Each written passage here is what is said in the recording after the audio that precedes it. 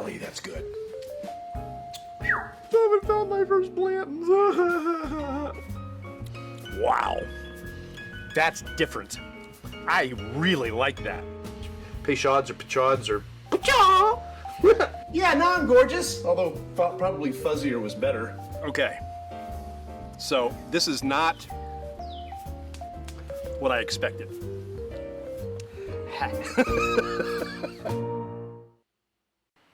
It is cold and it's rainy and it's just not nice. And I don't want to sit outside. Good chance the neighbor wouldn't be mowing, but still, it's just not the same conditions that it was last week. So I went to the extent of building a different set, doing something a little bit different. Kind of looks nice. It might last me a little while. Like to get some bourbon bottles back there. I think that looks slick. But good enough for who it's for, right? Okay. All right. So we're going to do a little bit of a recap on what we did last week because we're doing beginning bourbons. People come to me and they say, hey, you know, looks like you're having fun. How do I get started drinking bourbon? Well, I'll show you different bourbons that you can taste and make some suggestions for you.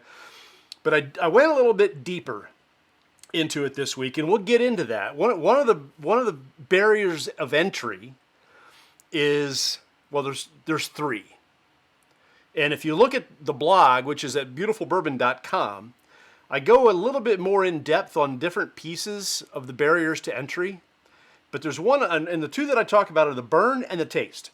Either you like the taste of whiskey or you don't. Now, that doesn't mean that you can't learn to like the taste of whiskey, but generally, either you like it or you don't. And beer drinkers that are switching to whiskey sometimes don't like the change of taste. They may not like the burn. They may not like that proof. They may not like how little they can drink. You know, because if you're drinking a beer, you got something to tip back for a half hour, whereas bourbon, you know, an ounce and a half, and it doesn't take you very long to get through that. And it's the same amount of alcohol, whether it's a 12-ounce can of beer or a 5-ounce pour of wine, depending on whether it's red or white or craft and all those things, and a 80-proof ounce and a half of whiskey. So there's a couple barriers to entry: taste and burn. There's a third, and that's price. You know, a lot of people are online asking, what's the best bottle I can get for $300? There's a lot of bourbons you can get for less than $300 that are pretty digging good, okay? So I'm just saying, you got some choices. All right, so recapping last week and some of the recommendations that I made. I'm going to do them in order from the tops as we kind of go down. And the first one, the one that I think I liked the best at the the one I liked the best, I think, was the Jim Beam. This is 80 proof, very smooth, very easy on the palate, whether you mix it with something or not. So this one I really liked. The Jim Beam 80 proof was probably my favorite beginning bourbon. Had a lot of flavor and a lot of time, a lot of good flavor on that one. Probably the second one. We'll do that in a minute. Second one was maybe the Wild Turkey. I like this one a lot too, and the price advantage of this, which is the third barrier of the entry, is the price. Price on this one is pretty economical compared to even the cheap ones that I bought. So this would be number 2. If I had to go with a number 3, I would probably choose the Evan Williams. Again, price point, real good on this. Now, these are the smaller bottles. I'm going to be comparing the price points on the 750 milliliter bottles, which is largely considered a fifth of bourbon. But the Evan Williams is probably my third favorite of the ones we tried last week.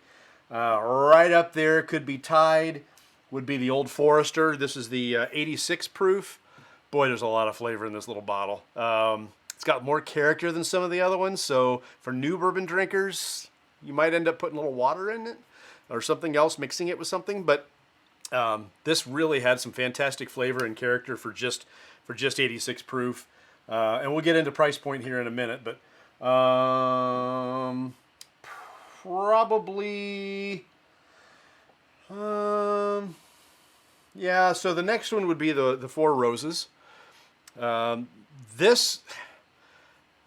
this is going to be a mixer for the first-time bourbon drinker because this still has a little bit of bite to it. And I'm surprised about that because when I first had Four Roses, I thought it was really thin, but I was already a bourbon drinker. I was drinking Woodford Reserve and Bullet and other things when I got to the Four Roses, so I thought it kind of felt thin, but compared to the other 80 proofers, this has some bite to it. Okay, and then the last one, well, we did try this.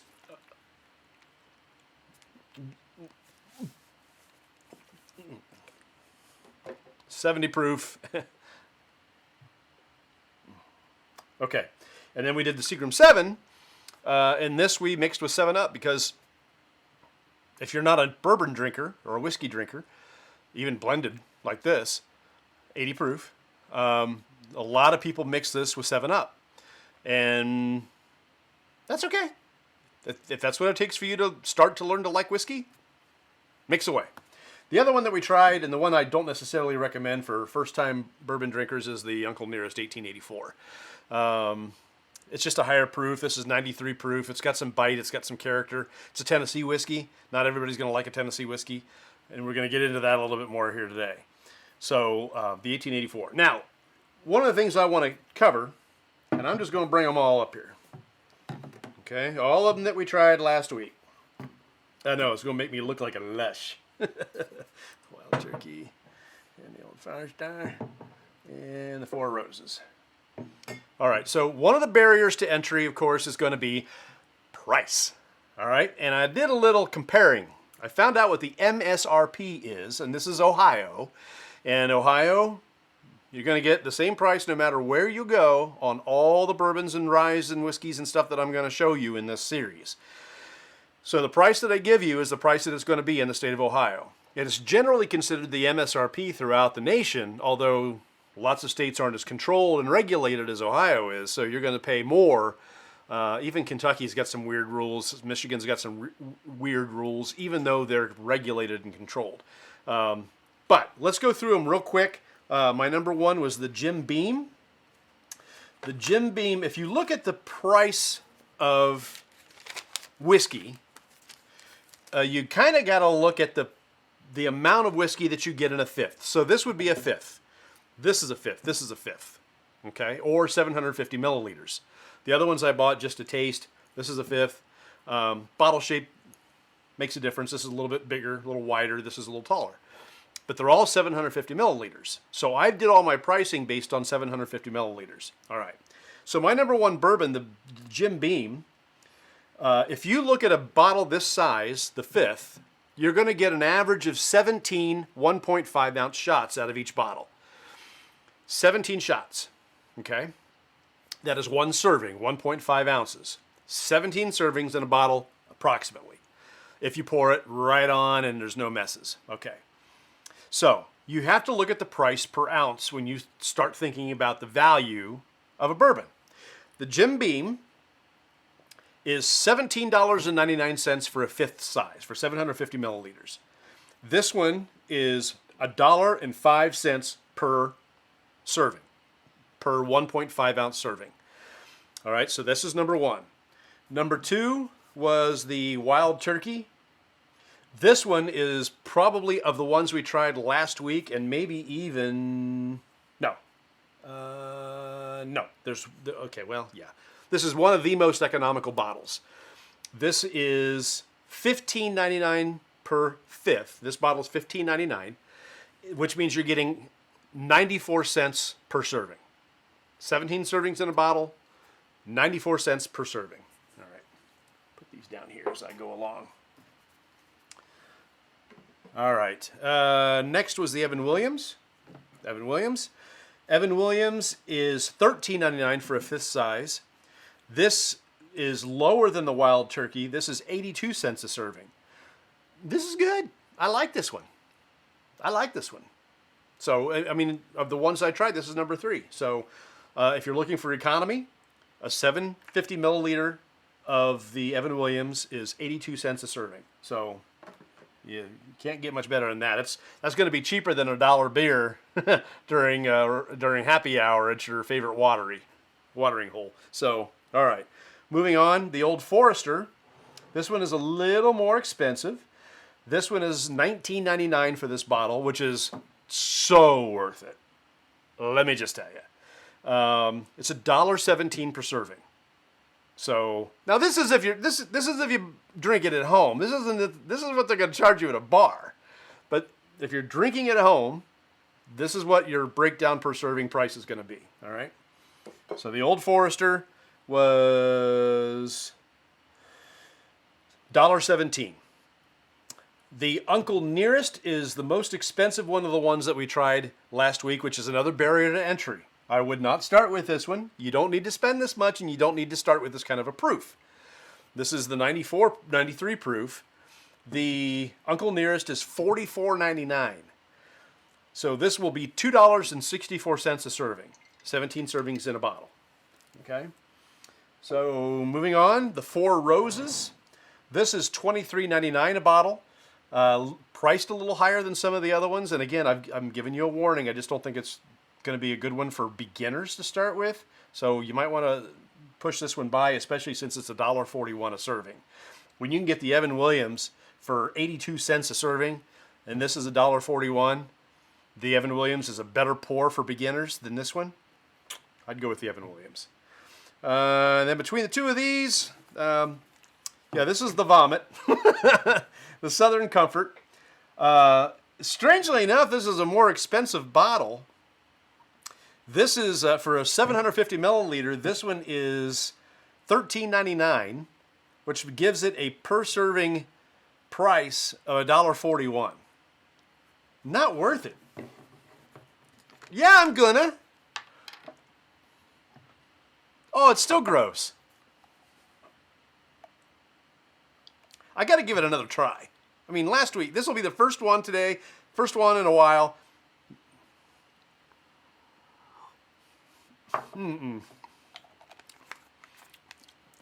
Since it's not being compared to other things, I will not tell you it's as bad as it was last week. It's still nasty.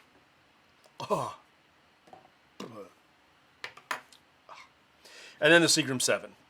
The Seagram 7 is another very economical bottle, and it should be. Doesn't taste as bad as that rot gut, but Seagram 7, this, if it were a 750 milliliter, it'd be $11.99, which is 70 cents a serving. So it's probably the cheapest, and it might be the best barrier, or the best barrier to entry that you can pass over, because it's simple and it's easy to mix, and it's 80 proof, and why not? Why not? Let's get the taste of Southern Comfort out of my mouth. Yeah.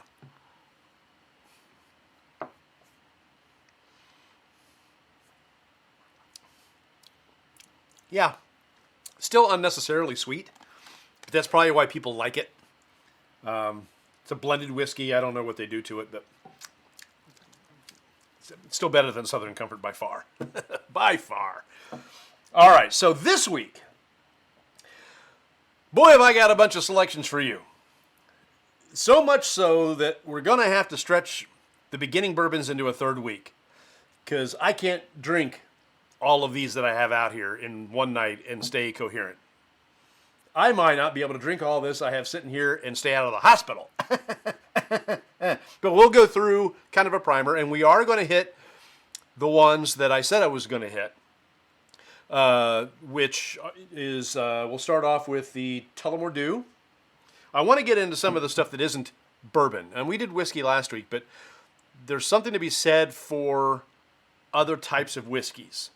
Now, we're not going to hit Scotch, but we are going to hit the Irish whiskey. We're going to hit Suntory again. We did this. This is Japanese whiskey. A little higher proof, but we're going to do this one first, since I just had that stuff. We're going to do the Jack Daniels. We're going to do the Basil Hayden and the Basil Hayden Toast. So these are the ones we're definitely, and we're probably going to throw one more in there too. We'll do the Crown Royal. Kevin gave some suggestions last week, and because of his suggestions, there's just no way I can get through them all. And I bought some more too that I had my own suggestions, so it's been an expensive week. But either way, these are the ones that we're going to try today. and try to get through without slurring. All right, we're going to start with the Toki, the Suntory Toki, and then we're going to move right into the Basil Hayden. And then we'll do the Suntory, or the Tullamore Dew and the Jack Daniels. Okay? All right. And the Crown. Because the Crown is Canadian whiskey. So we've got American whiskey, Irish whiskey, Tennessee whiskey, Japanese whiskey, all that we're trying tonight. And they all have different things about them. So let's get into the Suntory first. Now, we did this one just a few weeks ago. And but I want to hit it again because it's just unusual, and it's not a super high proof. This is a higher proof than some of the other ones that we've been trying. And it's got a high barrier to entry, too. So just know that. This is 43% alcohol by volume, which is 86 proof. The Suntory... the Suntory is down in price as of right now. It used to be $39.99. Now it's down to $34.99. So the per serving price of Suntory Toki is $2.05. So I just poured myself $1 worth there.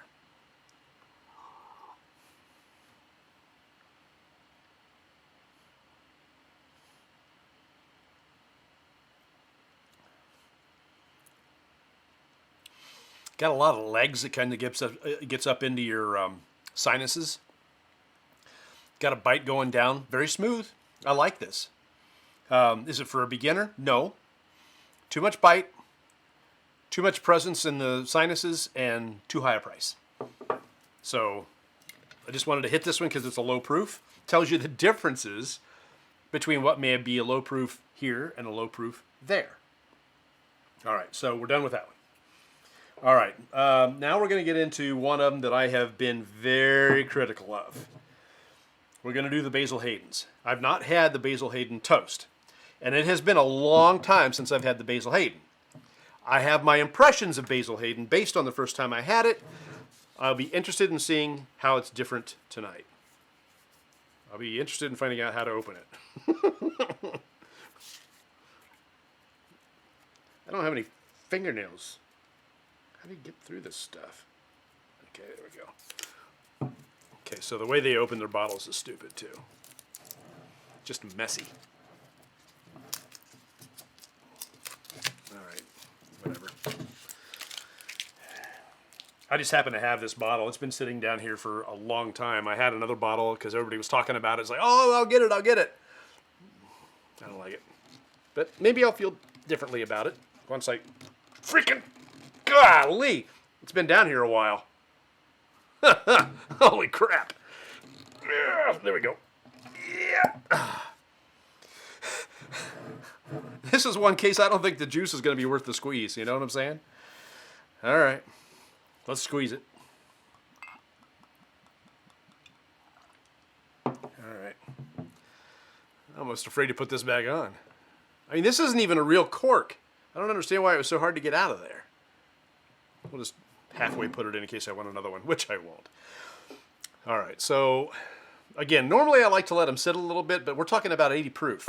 This Basil Hayden that everybody's crazy about is 80 proof. This one, the toast, is also 80 proof.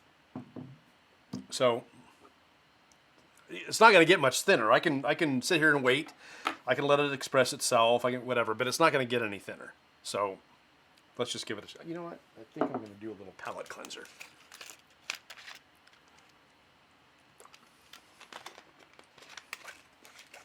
All right. Okay.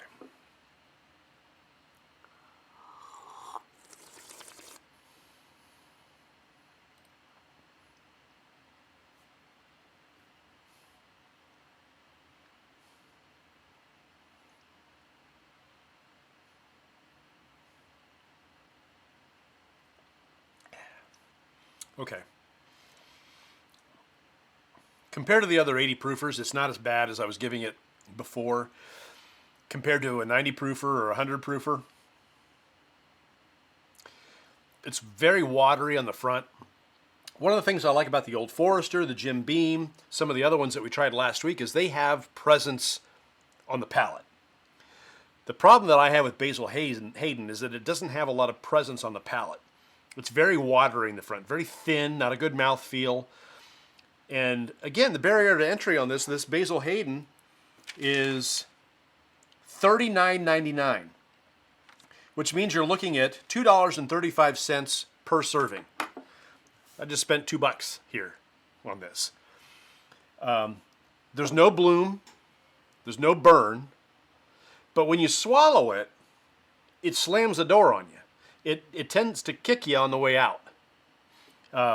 That's where everything is with Basil Hayden, is on the back. And that's probably the thing I dislike about it the most, because Basil Hayden saves everything for the back. You get no pleasure, no flavor, no nothing going on the front, and then when it's on the back, you can't taste it anymore. There aren't a lot of taste buds in the back of your throat. I want to taste it up here. That being said,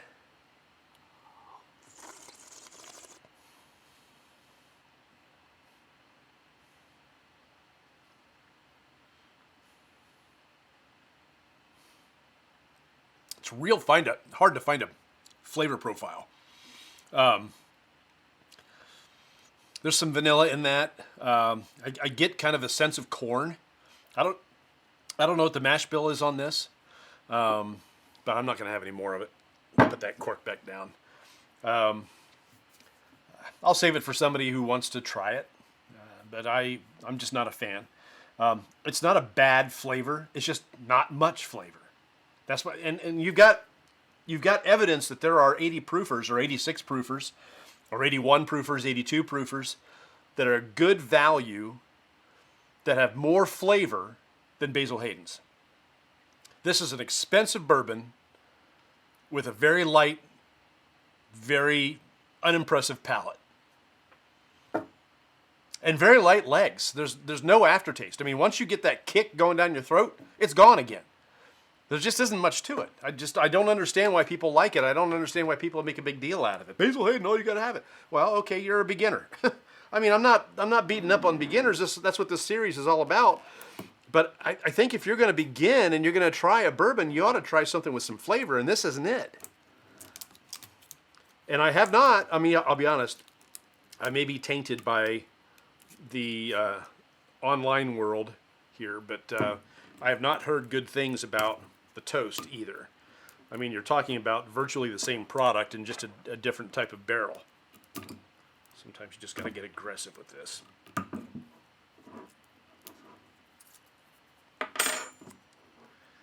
I had the perforation and everything. This is just messing with me. There we go.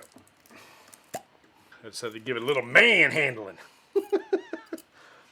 All right, so I'm hoping this is a little better.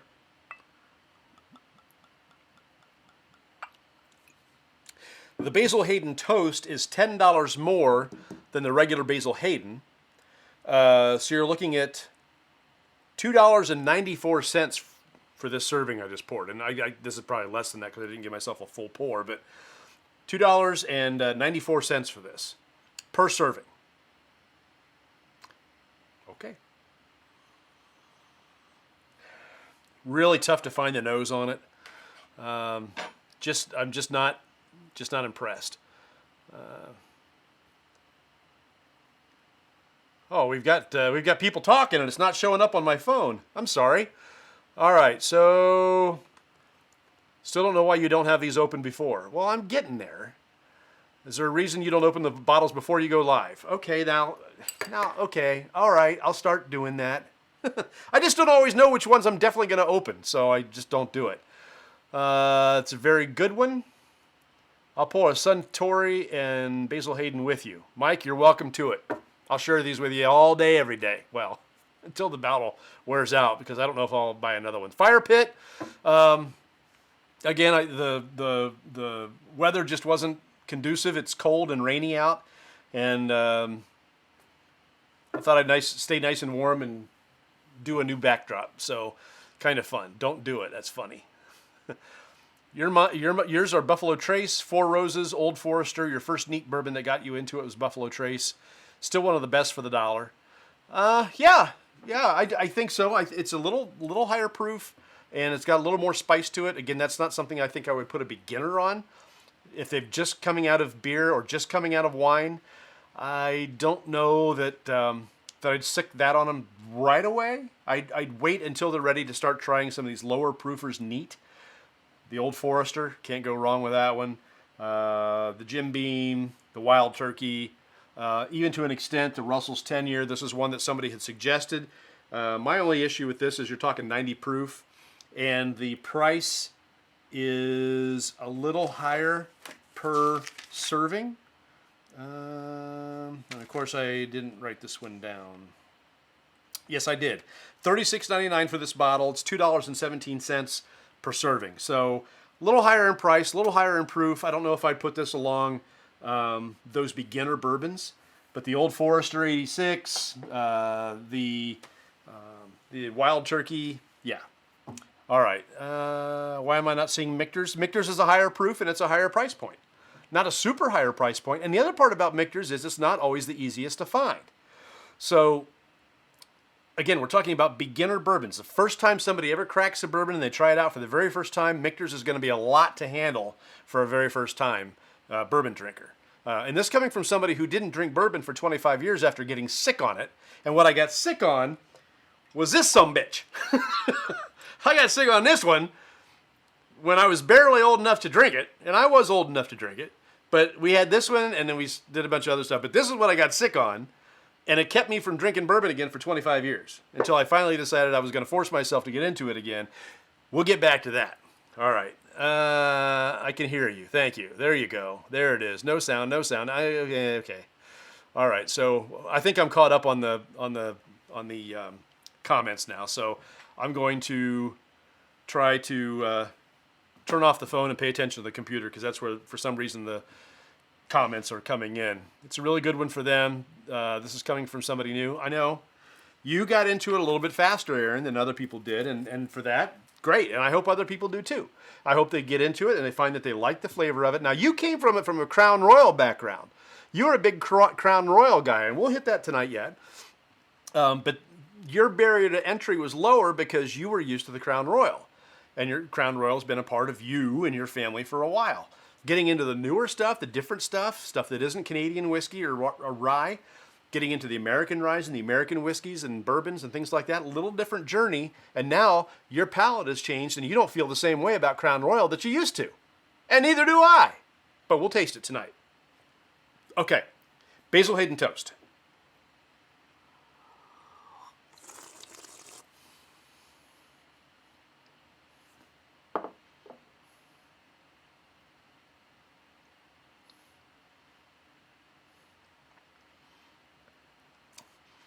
Okay, same proof. Of the two, I like the toast better. It's got a little bit more going on the palate, not a lot. It's still very thin. Mouth feels just a little bit better. Reminds me of toasted marshmallows, but not quite so sweet. It's more. It's still got that kick going down, and it's got longer legs than this one does. That swallow stayed in my palate for a little while. This is definitely a better pour than that one. But I'm still not going to recommend it. It's too expensive. And it still saves most of its punch for the swallow, which is where the flavor goes to die. One more of these.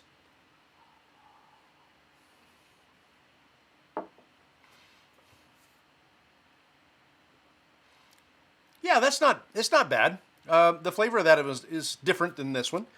Of the two, I would drink this one first. If somebody offered me this and there was nothing else, yeah, okay. It's not the worst thing in the world. It's not Southern Comfort. But of the two, I like the toast better. Barrier to entry is too high because of the price and because of the kick going down. Just not my favorite pour. I'd rather see somebody do the Jim Beam, the Wild Turkey, or the Old Forester before they get into this. These just aren't very good representations of a beginner bourbon or a good 80 proof bourbon. This is more indicative of like a 70 proof bourbon. There's just not much going on in there. Even though it is 80 proof, it just doesn't present itself as one. All right, we're moving on. Moving on! Used to love Crown. Well, I mean, some people still do, and we're going to do that one coming up. First, you know what? Those were American bourbons. We're going to stick American here and do the JD. Now, we did Jack Daniels a while ago, and I wasn't a fan. Again, this is the one that got me sick, or I got sick on. But here's the thing. Again, I said this last week, and I'll say it again. Robin Williams said that if alcohol's a crutch, Jack Daniels is a wheelchair. This is 80 proof. By all standards, this is a beginning Tennessee whiskey. Now, again, for the beginner, I'll just quickly remind the viewers here that Tennessee whiskey is bourbon.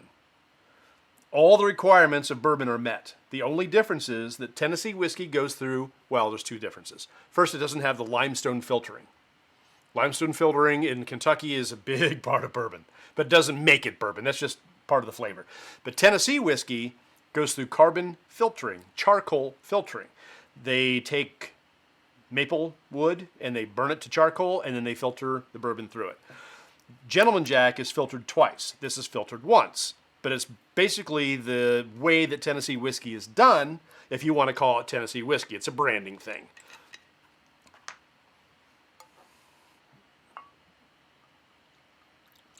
The JD, talking about the third barrier to entry, which is price, the Jack Daniels is, oh, come on, there it is. Old number 7 is $23.99 for a fifth, which is pretty nominal. It's $1.41 per serving if you're going to get 17 servings out of this bottle. I happen to prefer the barrel proof. That's not for beginning drinkers.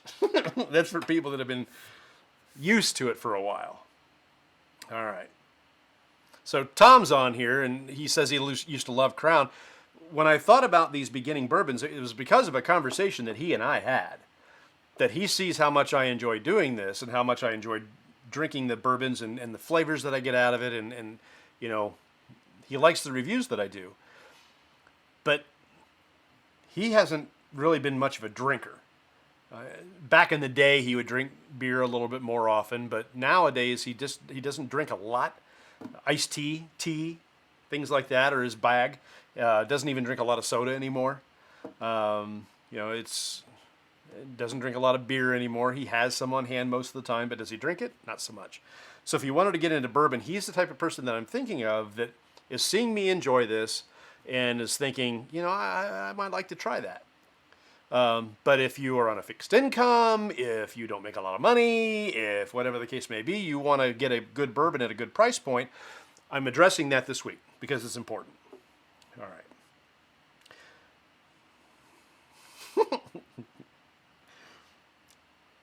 Okay.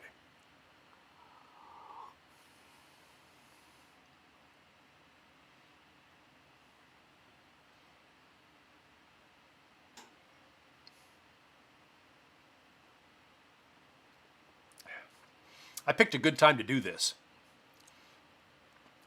Right after that Basil Hayden. This is actually pretty good. I've had this many times. Sometimes I've liked it, sometimes I haven't. This time I like it. It's definitely got a different type of flavor. It's got a sweetness to it that other bourbons don't have. This is a great first bourbon, honestly. Even though I went crazy on it the very first time. Grant says, single barrel proof whiskey and rye. For beginners? No. Not unless you're prepared to water it down or put it in a cocktail. So, the Jack Daniels, like I said, it's got a sweetness to it. It's mellow. That's part of that carbon filtering. I want to give it a good proper tasting since, you know, I've done it with other things before, but now I've had some time and Basil Hayden's is nothing, so we'll just get into this.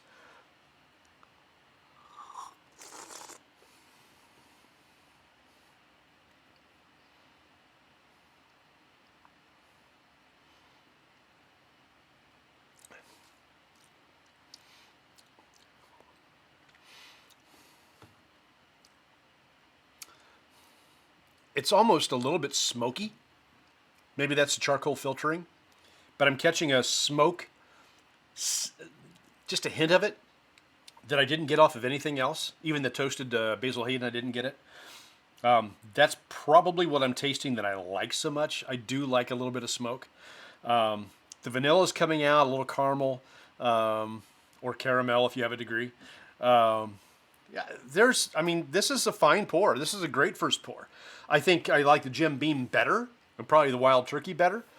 But if you want to try Tennessee whiskeys and you want to try it at a price point that's reasonable and a proof value that is palatable, this is nice on the palate. It doesn't have a huge burn. It doesn't bite you.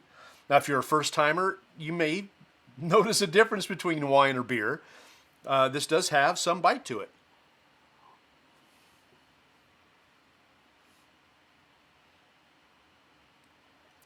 But it's mellow and it's tasty. A lot of people like to mix this with soda, with a cola, and that's fine. Like we talked a little bit last week that people with Seagram 7 might mix it with 7-Up or Sprite. A 7 and 7. Seagram 7, 7-Up. Sometimes in some counties they call it mix.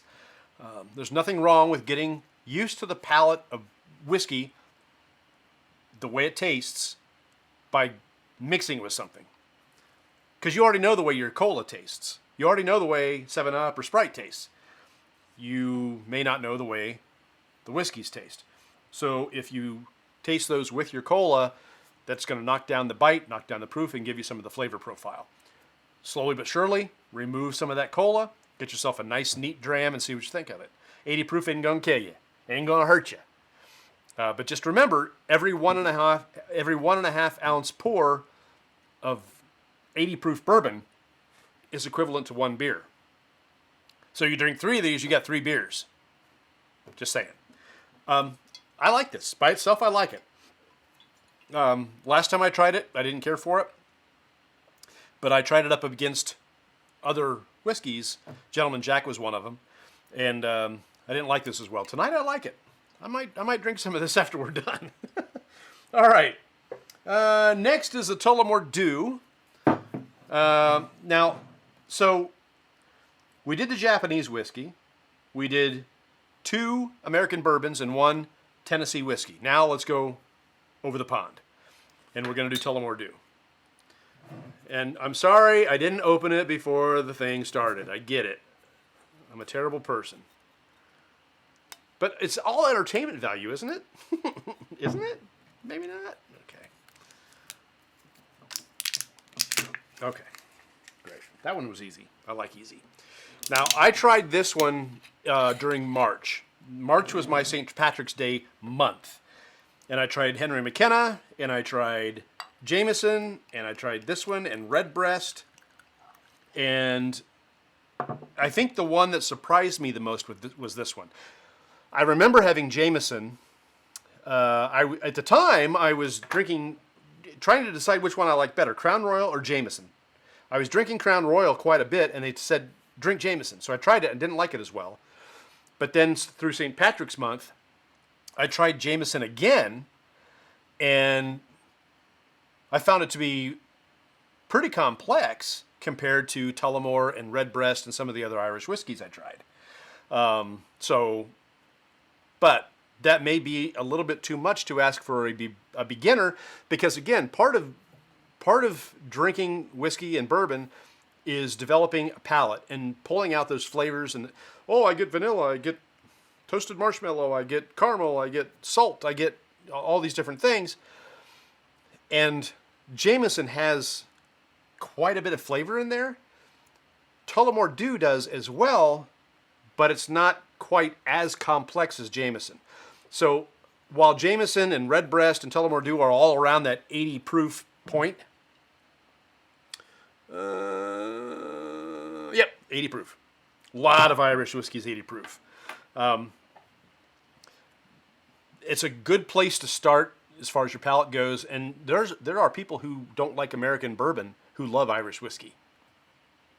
So let's go there now. Oh, real quick, price point on the Tullamore Dew. if we had to compare it to JD was $23.99 and $1.41 per serving. If you're looking at 17 servings per bottle, Tullamore Dew is $24.99, so it's $1.47 per serving. 17 servings per bottle. All right. A serving is 1.5 ounces, which would be that. I didn't pour myself that much. So I'm being economical. If you only knew how much I spent at the liquor store this week, you would enjoy me calling myself economical. Let me just say that, all right? Okay. These 80 proofers are going to be hard to find a lot of nose. There just isn't a lot to carry it. And I'm not using a Glencairn either, so that has something to do with it.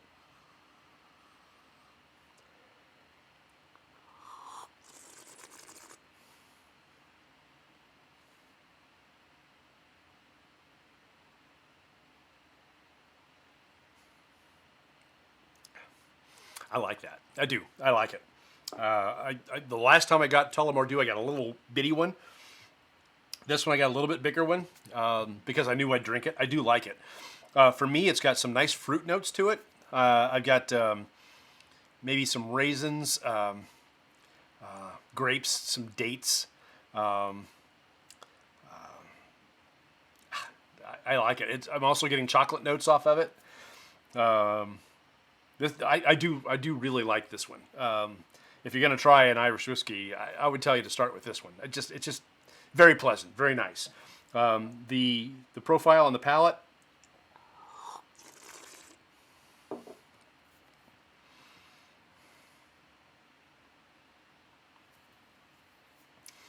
No bite. Now I've had a few, so maybe it'll have a bite if I just started with it. But it doesn't have a lot of bite. It doesn't kick you on the way down. Just a lot of flavor all throughout the palate, something Basil Hayden doesn't have. At the exact same proof. It just mystifies me why people like Basil Hayden. There's no flavor. Anyway, it was good enough, and I like the toast better. But this Tullamore Dew has got a lot of flavor. It's very mild, very nice drinker. I do like this one. I really like this one. Yeah, I might revisit this one tonight too. I don't know. I'm so thirsty. All right, I'm running out of room to put my stuff. So, all right. So, all right. Crown Royal. Crown Royal. I give them credit for their marketing. These bags are so nice to have. They're well crafted. They'll last a long time. You can use them for anything you want to use them for. I keep different things in these bags. Sometimes I regift things in these bags, which is kind of funny because they think they're getting booze and they don't. But I do like their marketing. And when you buy other type of Crown Royal, you're going to get different color bags. So like the honey is a yellow bag. The maple is a brown bag. That's kind of a neat branding thing they do. And again, these are high quality. I mean, these are really nice. I mean, I've put camera lenses in these before to keep them safe. And yes, here I go, looking for the perf once again. And I can't find it. Why don't I open it beforehand? Because I'm a dunce. Aaron's always on me about that. Open them ahead of time. Well, you know, I don't 100% always know if I'm going to get to it. And I hate to open it because I've got everything in boxes. I keep everything inventoried. And once I open it, it can't go back in the boxes again. It can't be inventoried anymore because it's open. So I have a mad method. And that's the behind the scenes stuff. Got to finish this Tullamore before I get into that. Okay, so the Crown Royal is a Canadian whiskey, and they have different mash bills throughout the brand. They have one that's called a bourbon mash. For a while they called it a bourbon, but then they had to change that because you're not allowed to call anything made outside the U.S. bourbon, even if it has the exact same mash bill. Bourbon is an American product uniquely. So Crown Royal does have a bourbon mash. They have a mesquite. They have a maple. They have a honey, which is really hard to find. They have a peach, which everybody's looking for. They have a salted caramel. They've got a vanilla, an apple. That apple.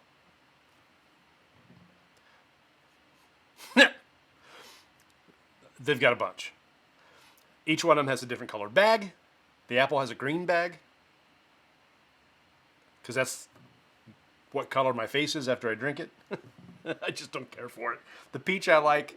A lot of them I like. The apple I don't like.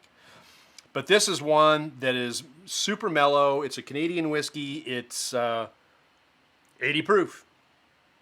And this is one that a lot of people really like. They start off with as pretty easy drinking. It's been a while since I've had Crown. This one's easy to find.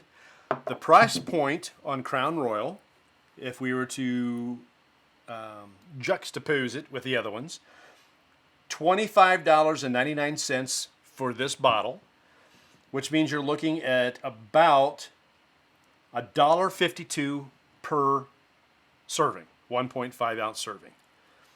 So that's probably about, maybe a little less. Again, that's 1.5 ounces.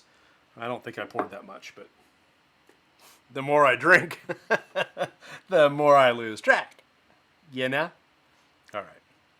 I do like Crown Royal. The last time I had it, it was after having a bunch of other stuff and I didn't care for it as much. And Aaron, I think you're dealing with the same thing, is that you had other whiskeys and now the Crown Royal kind of underperforms. So, I mean, Aaron had a huge collection of everything Crown. He even got orphan barrels of Crown, which was called something else. It was very expensive, and he was very excited. But then all of a sudden he started trying this other stuff, and it was the Crown that he got rid of first. And his whole family likes Crown.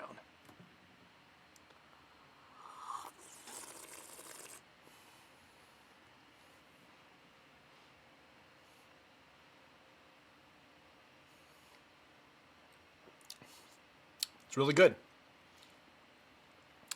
It's a nice beginning bourbon. I know a lot of people that are beer drinkers that do go to Crown Royal. It's nice and smooth. There's just a little bit of bite to it. It doesn't kick you in the butt on the way out. Lots of flavor on the front. Just a little bit different. I think it's rye heavy. A lot of Canadian whiskeys are rye heavy. Alberta is Canada, and Alberta is well known for their rye. If you have an Alberta rye, there's a lot of U.S.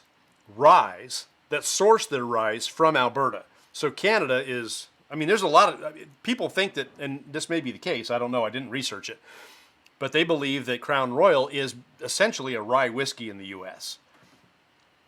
And it might be. And this time when I taste it, maybe I can pull out some of those notes. We'll see.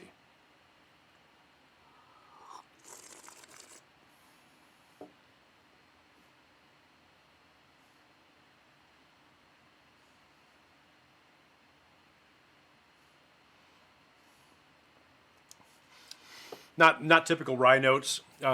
Normally the rye notes I get are a little bit of grass, a butteriness, even that flavor, that mouthfeel, a little bit of butter. This, compared to everything else I've had, has got fruity notes. It's doing pretty well on the caramel and the vanilla, but some of the other notes that I would normally get off of a whiskey, I'm not getting. But again, I've had several other ones tonight, so, and I'm not great at back-to-backs. Other people are. I'm not.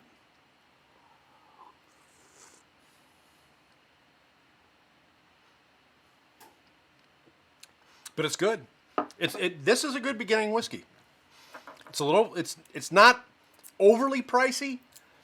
I would still tend to push you towards the Old Foresters or the Jim Beams or the Wild Turkey. Again, when you're comparing those prices, you're looking at Wild Turkey is 94 cents a serving. Evan Williams is 82 cents a serving. Jim Beam is $1.05 a serving. You know, the Crown Royal is $1.52 per serving. It's good. It's mellow. It's great for a beginner.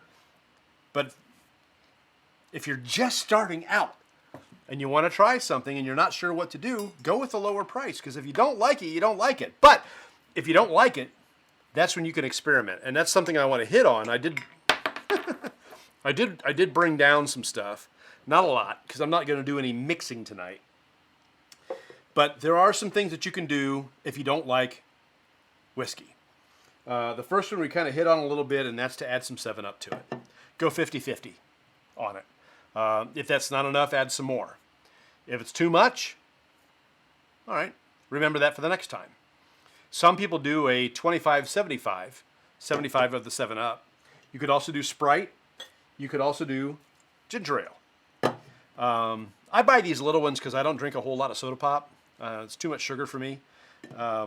But if I'm going to drink it, I'm going to drink a little bitty one like this. And even that tends to not agree with me very much. So if you want to do Crown or Seagram's or something like that, and it's too much, go 50-50 with the Crown or whatever it is you're going to try, and whatever soda you're going to try. There are other options. You don't have to go with a soda if you want to avoid the sugar. So one of the things you can do is to, now this is a bad representation, this is apple juice. I brought this out to remind me to tell you that apple cider is a fantastic thing to mix with bourbon. It sounds odd. I was very skeptical, but by golly, it's delicious. Choose a bourbon that has a great flavor like the Old Forester or the Wild Turkey or the Jim Beam even, or even that Crown, and apple cider. Some lesser sought after opportunities would be to use club soda. So when you hear bourbon and soda, they're talking about club soda. When you hear tonic, bourbon and tonic. These will give you the carbonation that you're after if you're a beer drinker, but the flavor's kind of lacking. There's a lot of flavor in both of these. There's less flavor in the club soda than there is the tonic water. I would have to tell you that if you're going to start with whiskey, these are an option, but I would look into recipes that you would add tonic or club and something else. A simple syrup, bitters, a juice, something that can help you get past this. I'll do a little bit of the club soda here for you. I know what this tastes like now. I just had it. We'll just do a little bit. And I'm just going to do a splash of club soda. I said I wasn't going to mix, but I'll do a little bit. Hey, Charles, how are you? Glad you're here, you alcoholic. I hope you're drinking along. Hope you got something good. Just a splash. Now it's got that fizz that you might like with beer. Or champagne. You could even add an ice cube to it if you want to. I didn't bring any out. Just give it a quick stir.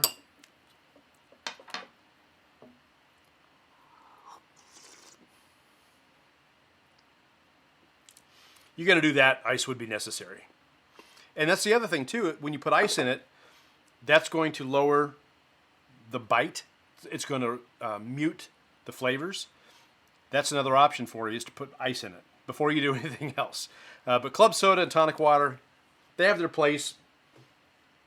I don't know that it's here. I don't know that it's in trying new things.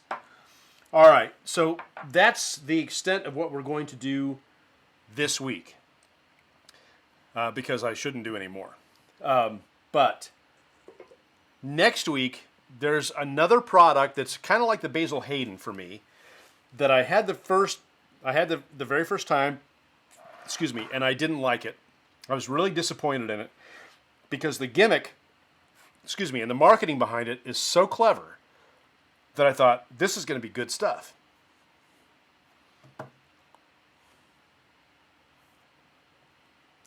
Tin Cup. I really, really, really wanted to like this. But by the time I drank this, I was already a bourbon drinker. This is 84 proof. The gimmick that I liked was that it has a shot glass that's the cap. And you can keep that. You can toss out the bottle and keep the shot glass. Clever. And it even has measurings on the shot glass. So I didn't have this one. I had bought it before and I didn't like it, but because of this Bourbcast and talking about beginning whiskeys and what we're going to do next week, I wanted to go buy another one. So I went and bought another one of these. This one I had. This is the Tin Cup 10-year. And I have a little bit of hope for the 10-year. This one is 84 proof. Still a low proofer, but it's been in the barrels for 10 years. Maybe it has more flavor. We'll find out next week. The other one that I found tonight, and I didn't know that it even existed until tonight, was the Tin Cup Rye. This one is also, this one's a little higher. This is 90 proof. So these will be part of what we do next week. I've got an absolute boatload I've got 8 more down here. So I'll probably choose 1 or 2 more for next week. 2 of them you can't get in the state of Ohio. So maybe I'll get rid of those. But if you're out of the state and you find them, they're great, really great flavored whiskeys. They're fantastic.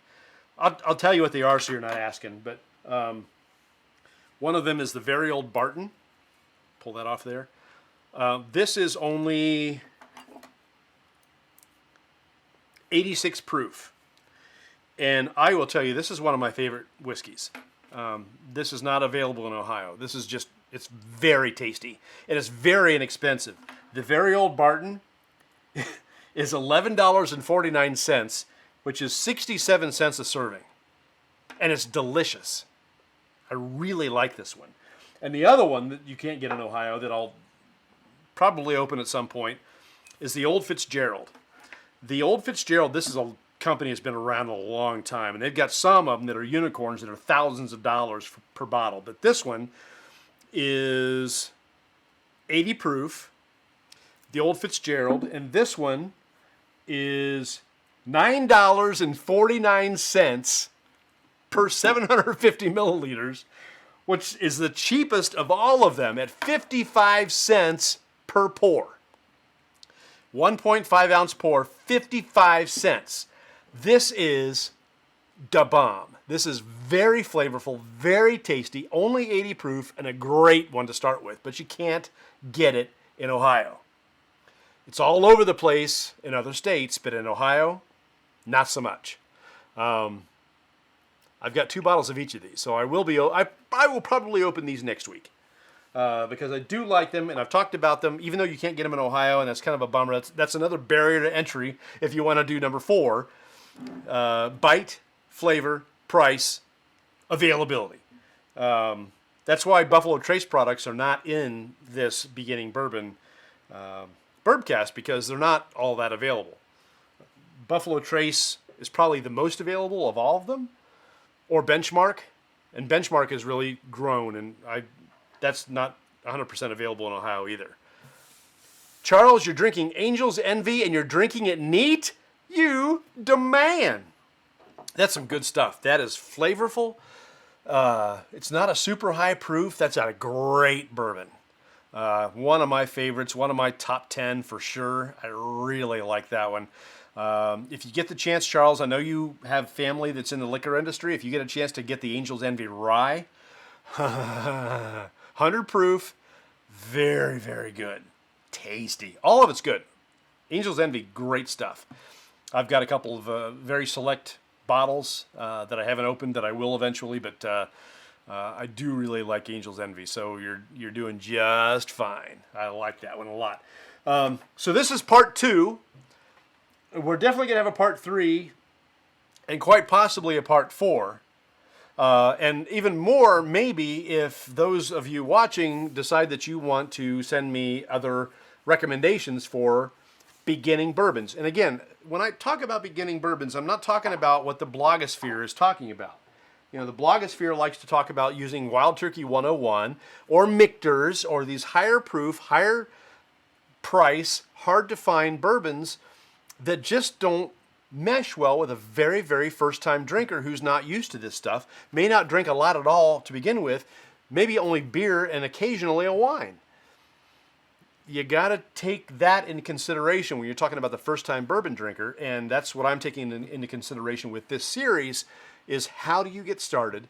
What's a responsible way to get started? If you don't like the burn, what do you do? If you don't like the taste, what do you do? That's what we're doing with this series, is getting people interested in starting that bourbon journey and telling them where to make that start. Of all of them, I really like still the Jim Beam. Nope. Yep, Jim Beam. And I'm saving these because I've got a buddy who wants to start, and I'm saving these. I'm not drinking them because I want him to have a chance to try these. I'm going to get him sloshed. He's going to be schnockered. I guarantee it. He's going to need the next day to sleep in. The Wild Turkey. I will say that I like the Tullamore Dew a lot. I like the Crown Royal a lot. Those are great first timers, since my buddy Tom is new to bourbons other than Crown Royal. He's got an experience with Crown Royal. That may be where we start. Charles is talking. Oh, yes. My son has it at his store. Well, you need it in your house, Charles. You need the rye in your house. So I'm just telling you, you have work to do. Okay? Okay. All right. Hey, thank you for joining me. I thank you for the patience while I worked out the sound issue at the very beginning. I'm embarrassed that I was stupid enough to do what I did, but I'm glad I'm here now. I'm glad you're here with me. I'm glad I was able to figure out that I'm getting comments when I didn't think that I was. For a long time, I thought it was one person watching, and that was it. Oh, that's good. Which is good? What's good? What? I know you're like 15 seconds behind me, so I'm wondering what you're talking about, Aaron. I want to make sure that I address it if it's something that needs to be addressed. But next week, again, we'll do the 10 Cup series, and we'll do, Charles is with me. Oh, the Angel's Envy Rye. Yeah. Yeah. You've got a bottle, I've got a bottle, we've had it out. That's addictive. Crown Royal Rye is, Angel's Envy Rye is addictive. Yeah, it's good stuff. Yeah, not quite the same as Handy or Stag, but really good. Really, really good. Charles says, I maxed out my budget the last time I was there. I'll get it next time. Budget schmudget. Come on. You've seen me spend money.